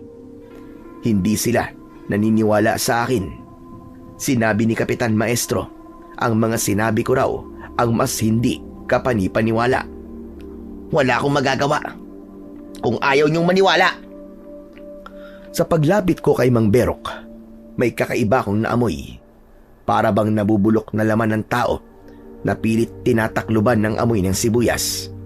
Dahil dun, siniko ko sa tagiliran si Kuya Dos at nagbulungan kami. Kuya, naamoy mo ba? Oo, naamoy ko rin. Naamoy ko. Naswang sila. Makakaalis na kayo. At huwag niyo na kaming guguluhin dito. Sandali, Mang Berok. May kakaiba yata sa'yo. Ano yun? Ang balat mo. Para bang may pulbos mula sa didikdik ng puting bato. Ang amoy mo, kahit amoy sibuyas, hindi pa rin may tago ang totoong amoy ng isang halimaw. Tay, isa siyang aswang na tigmabawin. Lintik na. Anong pinagsasasabi mo? Umiinit ang suot kong kwintas na merong mutya ng salabay. Palatandaan na hindi ka ordinaryong tao. Ganon din po ang suot ko medalyon ng atardar, Tay. Umiinit din. Tama kayo mga anak. Nararamdaman ko rin ang presensya nila. Kasama si Kapitan Maestro. Mga aswang nga sila. Agad kong binunot ang itak ko. Ganon din ang ginawa ni Kuya Dos sa kanyang punyal. Inatake namin sila, kaya't nagkagulo ang mga ito. Hindi sila makapagpalit ng anyo dahil may presensya parang araw. Kaya naman, sinubukan nilang umatras. Buwisit! Nakilala nila tayo! Magsiatras kayo! Nagsipulasan ang mga tanod at agad na tumakbo para tumakas. Si tatay naman, mabilis na nagsalok ng tubig at sinabuyan ng tubig alat ang mga naiwang tanod. Nagkagulo sila bago pa sila tuluyang nakalayo. Bumagsak sila sa lupa habang nagkikikisay ang kanilang mga katawan. Nilapitan ko ang isa at mabilis ko itong tinaga sa leeg. Kumulo ang sugat nito na parabang asido hanggang sa mapugutan ito ng ulo. Si Kuya Dos naman, sinaksak niya ang dibdib ng isa pang tanod. Nagkakakawag ang kamay nito dahil sa labis na sakit at agad na nasunog ang katawan hanggang sa naging abo. Si tatay ang huling kumilos. Binuhat at ibinalibag niya ang naabutan nitong tanod. Halos madurog ang mga buto nito sa lakas ng pagkakabarag ni tatay sa lupa. Ipinakita namin yon kay Mang Berok. Kaya't tumigil siya sa pagtakbo. Tumayo siya, ilang metro ang layo nito sa amin. Kaya dinig namin ang pagbabanta niya. Humanda kayo sa akin. Pagbabayaran ninyo ang pagpatay nyo sa mga alagad ko. Babalik kami at sasalakayin namin kayo. Ang buong baryo nyo. Mga alagad ko, atras! May mga kapangyarihan sila. Babalik tayo sa ibang araw. Tuluyan na ngang umalis ang mga ito at iniwan ang mga kasama nilang pinatay namin. Tay, paano na po? Hindi na magiging madali ang buhay natin dito mga anak. Kailangan natin protektahan ang mga tao. Tara na po, Tay. Umuwi na po tayo. Sige, tara na. Naging mahirap para sa amin ang kumbinsihin ang mga tao tungkol sa mga aswang na tigmabawin. Lalo na at hindi na talaga nagpakita si Kapitan Maestro pagkatapos naming matuklasan ang tungkol sa kanyang tunay na pagkatao. Ngunit gumawa kami ng paraan para maniwala sila at una naming kinausap ang pamilya ni Mang Isko. Nakumbinsi namin silang makipagtulungan sa amin at hindi nagtagal. Sumanib na rin ang ibang kaanak ng mga naging biktima ng mga aswang. Sa pangunguna ni tatay, nagpulong silang lahat ang tungkol sa mga dapat naming gawin. Itinuro niya ang kahinaan at kakayahan ng mga tigmabawin, pati na ang pag-iipon sa tubig alat na nasa balon. Ang magsasaka naman na may pang-spray, yun naman ang naging sandata nila. Kanya-kanya ng toka sa mga gagawin. Mga kasama, kung hindi tayo kikilos, tayo ang papatay nila. Kaya naman, uunahan na natin sila. Hahanapin natin ang tirahan nila. At tayo mismo ang unang aatake sa kanila. Lalaban tayo para sa kaligtasan ng pamilya natin.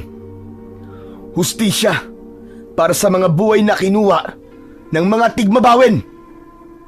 Mananagot sa atin si Kapitan Maestro. Dahil niloko niya tayo. Mamamatay rin si Berok na nagkunwari pa na may malasakit sa kalikasan. Ano mga kasama? Handa na ba kayo para lumaban?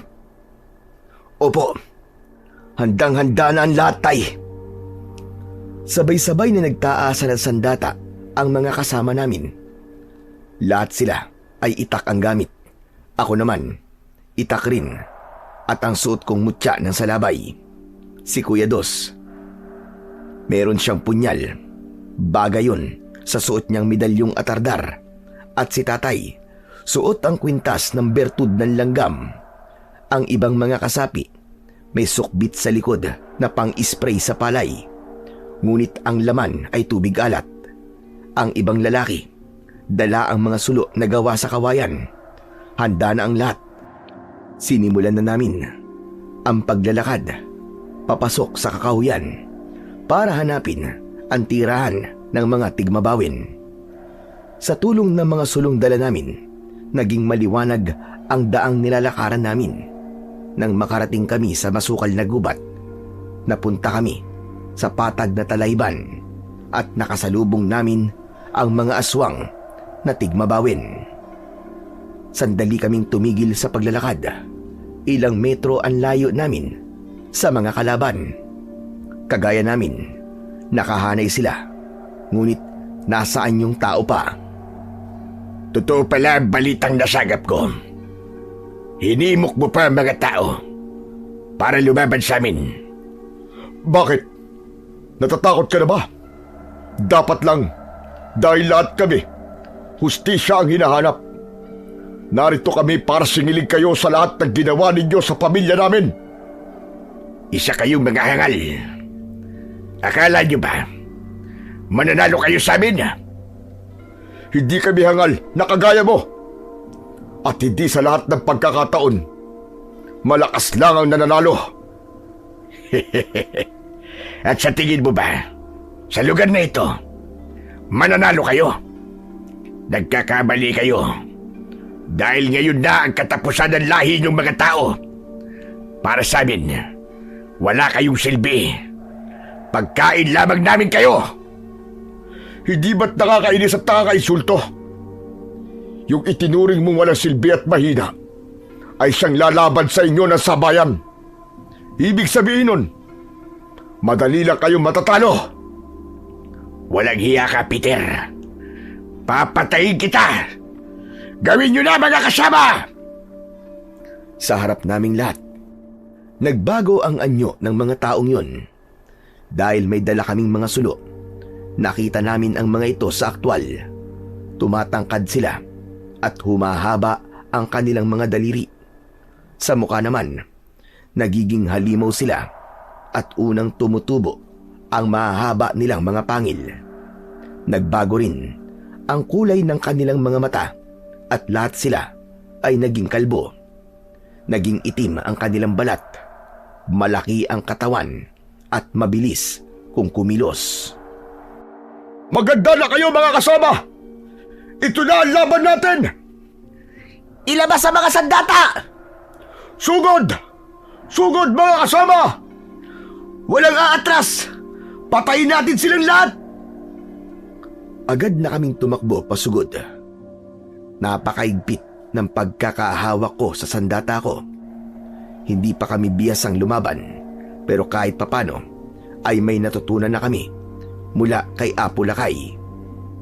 Unang aswang na nakasalubong ko, hinampas ko agad ng talim ng itak ko. Dinig na dinig ko ang daing niya habang nasasaktan. Tila napahinto ang iba sa nakita nilang usok na lumabas sa sugat ng kasama nila. Paano ba naman ang epekto ng sandata ko sa katawan ng mga tigbabawin ay parang asido na kagaya sa salabay. Kaya bumakas ang takot sa mga kalaban namin, lalo na si Kapitan Maestro. Kasama niya ang mga tanod niyang naging halimaw na rin. Lahat sila, hindi na makagalaw, nag-aalalang sumugod sa amin. Dahil doon, malakas na sumigaw ang pinuno nilang si Mamberok. Huwag kayong matakot, mga kasama. Mga tao lang sila. Sugod! Lumaban kayo! Oo, mga tao lang kami. Pero lalaban kami hanggang sa huli. Ang bilis mong kumilos, ha? Tinuruan ka ba ng mahiwagang ermitanyo? Oo. Kung ang ermitanyong tinutukoy mo ay si Apo Lakay, tinulungan niya kami dahil hindi kayo nararapat na mabuhay sa mundo namin. Sakim kayo sa teritoryo, kaya dapat sa inyo mamatay. Hindi ako sigurado kung si Apo Lakay nga ang sinasabi ni Mamberok na ermitanyo. Ngunit batay sa kanyang kakayahan, alam kong kakaiba nga ang matandang yon. Ubusin sila! Ubusin ninyo ang lahi ng mga tao! Ginulo nila ang pananahimik natin, kaya tayo naman ang manggugulo sa kanila ngayon. Ito na ang pagkakataon natin para masakop ang kanilang baryo at wala nang magugutom sa atin kailanman. Di pa rin namin kayo hahayaang magtagumpay. Dahil lalaban kami. Mga kasama, patayin ang mga aswang na tigmabawin! Ubusin ang lahi nila! Unang umatake si tatay at sumunod naman kami ni Kuya Dos. Nakataas ang mga sandata namin, ganun din ang mga kasama namin. Doon nga namin mas nagamit ang natutunan namin mula kay Apo Lakay. Nagkaroon ako ng pagkakataon na atakihin si Kapitan Maestro, ngunit nakailag siya at sa pagtalon ko para tagain siya, nahawakan niya ang isa kong paa.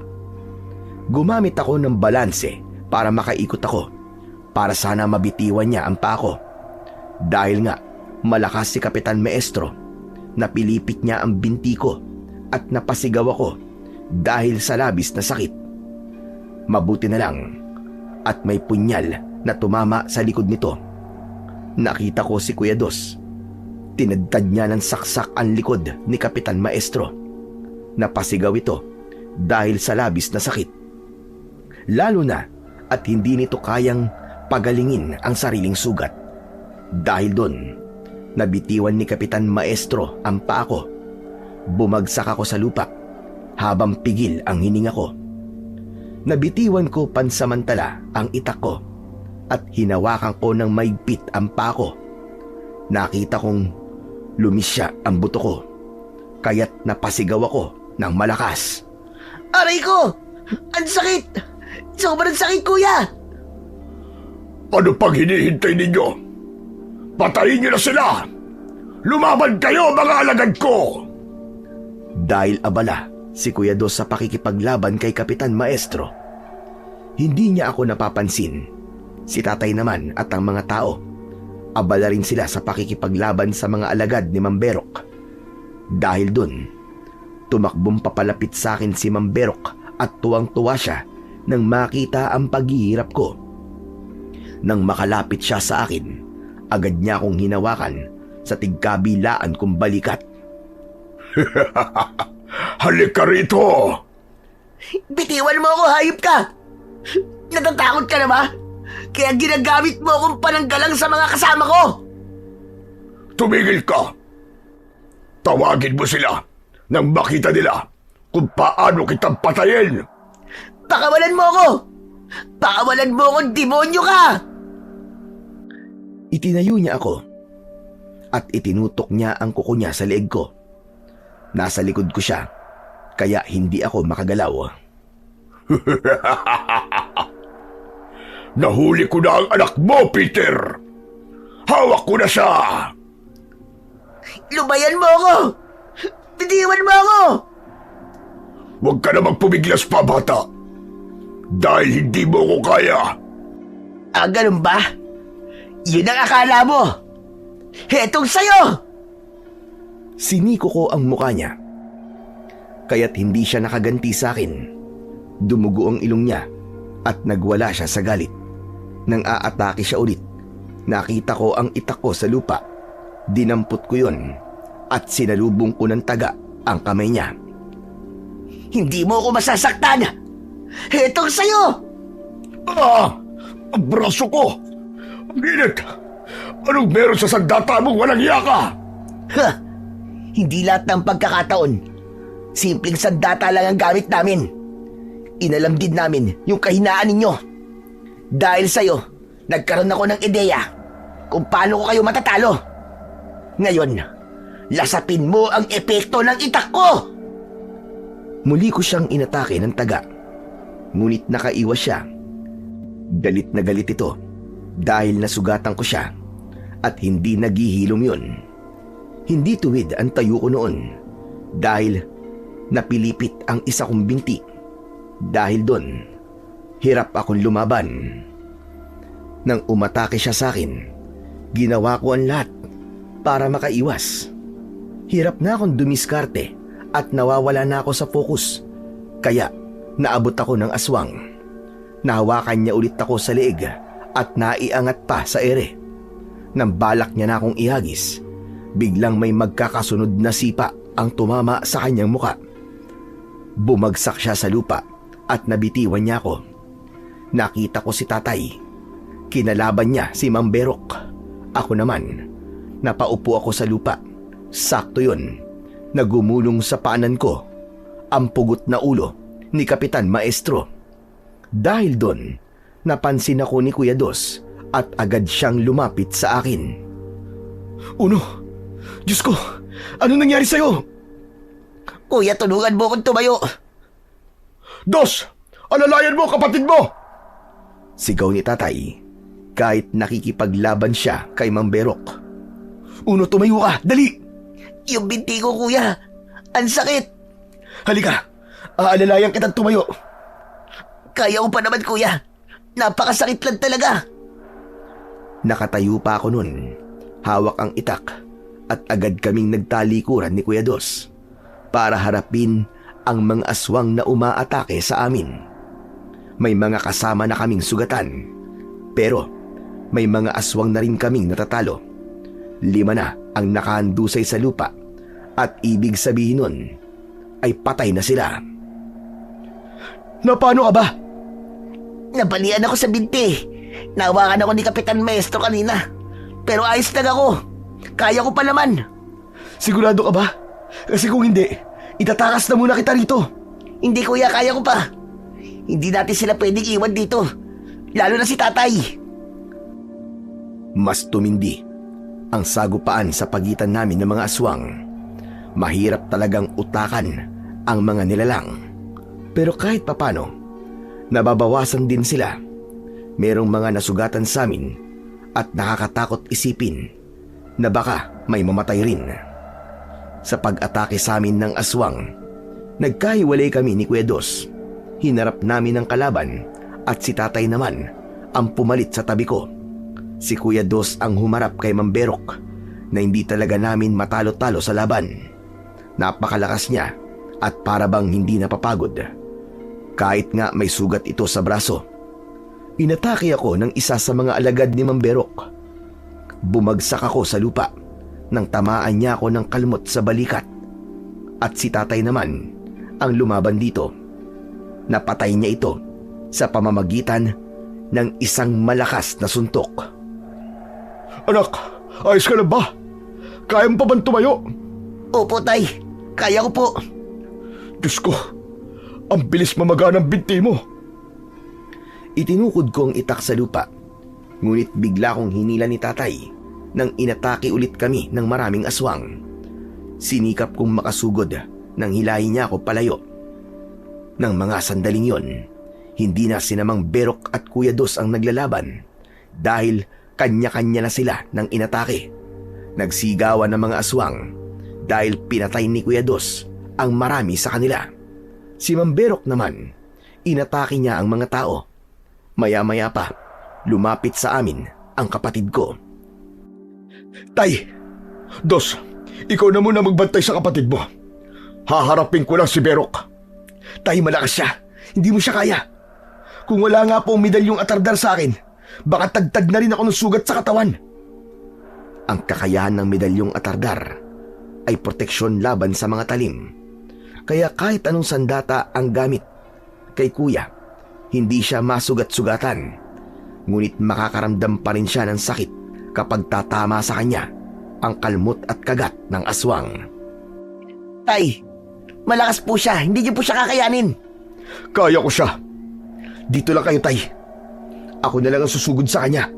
Hindi, Dos. Bantayan mo ang kapatid mo. Tay, sandali! Saan pupunta, Tay? Dito lang kayo! Tay, bumalik kayo rito! Wala na kaming nagawa ni kuya nang tumakbo si tatay. Dala niya ang itak ko, kaya wala akong armas ng oras na yon. Kitang-kita namin kung paanong hatawin ni tatay ng itak si Mamberok. Ngunit nasalo nito ang braso ni tatay. Ngumisi sa amin si Mamberok at nagsalita ito. Pagbasdan nyo kung paano ko pahihirapan ang tatay ninyo. Dudurugin ko siya! Nanginig ako sa takot nang makita kong nagpapabaya lang si tatay. Lalo na nang sakalin siya ni Mamberok. Bitiwan mo si tatay! Ako, labanan mo! Walang nagawa ang sandata at pang-spray ng mga kasama mo sa bilis ko. Kaya wala ka rin laban sa akin. Ano kayang mangyayari? Papatayin ko si Peter sa harapan ninyong lahat. Napasigaw kami ni Kuya Dos nang makita naming sinaksak nito sa dibdib si tatay gamit ang kanyang kuko. Hayop ka! Papatayin kita! Pagbabayaran mo to! Mga kasama, sugurin ang mga hangal! Sumugod din kami pasalubong sa mga natitira niyang mga alagad. Pero nang patakbo na kami papunta kay tatay, biglang kumilos siya at bumangon. Tumayo si tatay ng derecho para bang hindi ito nasaktan. Nagulat ang mga aswang dahil agad siyang umatake na kasing bilis ng mga tigmabawin. Maging kami ni Kuya Dos nagulat sa bilis ni tatay. Sa tingin mo ba, talaga napatay mo ako, Berok? Pagmasdan mo kung saan bumaon ang kuko mo. Sa bertud ng langgam na nakasabit sa leeg ko. Itinaas ni tatay ang kanyang bilog na bertud. Malambot lang yun na para bang aspaltong bagong luto. Kaya hindi napansin ni Mamberok na yun ang tinamaan niya at nagkunwari si tatay na nasaktan. Ang galing ni tatay! Kaya pala nagpabayalan siya! Yun ang taktika na sinasabi sa atin ni Apo Lakay para makalapit sa kalaban. Dahil doon, nagwala si Mamberok. Walang hiya ka, Peter! Nilinlang mo ko! At nagpalinlang ka naman. Kaya ngayon humanda ka dahil papatayin na kita! Sumugod na din kami nun at muli kaming nakipaglaban. Dahil sa mga agimat at pangontra namin, marami ang nalagas sa mga kalaban namin. Dahil sa pagkakaisa naming lahat, lalo kaming tumibay. Marami rin sa mga tigmabawin ang napabagsak namin. Naging pulido na ang kilos ko kahit masakit pa ang binti ko. Ganon din si Kuya Dos at si tatay. Puksain ang mga halimaw! Atras! Hindi natin sila kaya! Walang aatras sa inyo! Lumaban ka, Berok! Patunayan mong malakas ka! Hindi namin hinayaan na makatakas ang mga kalaban. Lalong uminit ang sagupan dahil dumating pa ang iba pa naming mga kasapi. Meron din dumating na panibagong mga tigmabawin. Ngunit tinapatan sila ng taong bayan na merong mga sandata. Sila ang mga taong hindi agad naniwala sa amin. Pero ngayon ay kasapi na naming lumalaban sa mga aswang. Kuya, may mga dumating na tulong! Salamat sa Diyos! Mga anak! Sugod! Sumugod kami ng sabay-sabay. Malakas pa rin si Mamberok dahil kaliwa at kanan niyang nasasalag ang mga patalim na tumatama sa kanya. Naiiwasan din niya ang mga suntok.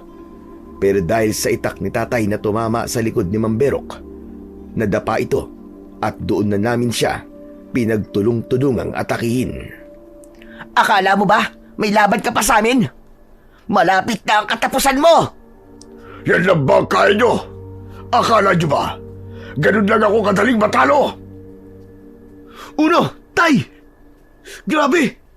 Lumalaki siya, tignan mo! Humahaba ang mga braso't binti niya! Mag-iingat kayo! Mas mabangis na siya ngayon! Pero lalaban pa rin ako sa kanya! Hindi ako natatakot sa kanya! 3 laban sa isang napakalaking tigmabawin. Yun ang naging sagupa namin. Nahawakan ako ni Mamberok at bumagsak ako sa lupa. Pumatong siya sa akin at ilang beses niya akong pinaghahampas ng kuko sa dibdib. Hindi na rin ako natulungan ni Tatay at Kuya Dos dahil bigla silang inatake ng mga alagad ni Mamberok. Wala akong hawak na itak dahil na kay Tatay yun. Kaya sinalag ko ng kamay ko ang bawat pag-atake ni Mamberok. Pero tadtad na ng kalmot ang braso ko. Tumayo ka! Ikaw ang gagamitin kong bihag! Umarap si Tatay sa amin at napatingin siyang mabuti sa akin. Hindi ako makagalaw dahil nakatutok ang kuko ng aswang sa leeg ko. Berok, siguraduhin mo lang na hindi ka nagkamali ng binihag! Naalala ko ang itinuro sa akin ni Apo Lakay kapag nasa ganun akong sitwasyon. Alam ko na ang gagawin para depensahan ang sarili ko. Si Kuya Dos, tumitig siya sa akin at isinenyas niya ang hawak niyang punyal. Mabuti na lang at may mga sulo kaya maliwanag kong nakikita ang galaw ng kanyang mga mata. Uno! Gawin mo na! Saluhin mo!